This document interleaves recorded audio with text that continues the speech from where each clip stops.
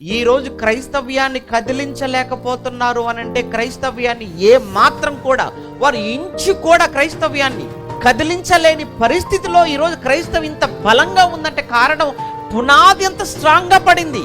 మీకు తెలియదేం కాదు కదండి. ఏదైనా కానీ ఒక ఇల్లు అయినా ఏదైనా ఒక అపార్ట్మెంట్ అయినా కానీ అది ఎంత గాలికైనా ఎంత తుఫానుకైనా ఎలాంటి భూకంపాన్నైనా తట్టుకొని నిలబడగలుగుతుందనంటే వెంటనే మనం మాట్లాడి తెలుసా, దాని పునాది ఎవరని చాలా బలంగా వేశారండి.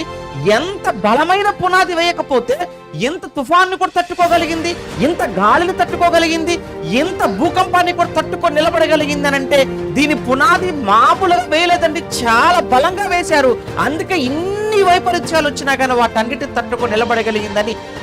ఒక బిల్డింగ్ గురించి మనం మాట్లాడతామే, ఒక నిర్మాణం గురించి మాట్లాడతామే, అటువంటిప్పుడు మొదటి శతాబ్దం నుంచి యేసు మూలరాయిగా ఆయన యుద్ధం నుంచి ప్రారంభిస్తే అపోస్తలులు, అదే కాలంలో ప్రవక్తలు, ఆ తర్వాత సంఘాలు, ఆ తర్వాత మధ్యయుగం, ఆ తర్వాత నేడు ఎంతగా ప్రపంచవ్యాప్తంగా క్రైస్తవ్యం మీద ఎన్ని భయంకరమైన దాడులు, హింసలు, అమ్మో ఎంతగా క్రైస్తవ్యాన్ని లేకుండా చిన్నవాడు మొదలుకొని పెద్దవారి వరకు ఎన్ని ప్రయత్నాలు చేస్తూ వచ్చినా క్రైస్తవ్యాన్ని ఎందుకు అంతమొందించలేకపోయారు, ఎందుకు క్రైస్తవ్యాన్ని ఈ ప్రపంచంలో లేకుండా చేయలేకపోయారు అని అంటే పునాదులు అంత బలంగా ఉన్నాయి. దీని పునాదులు బలమైన పునాదుల మీద నిర్మించబడినటువంటి రాజ్యం ఇది.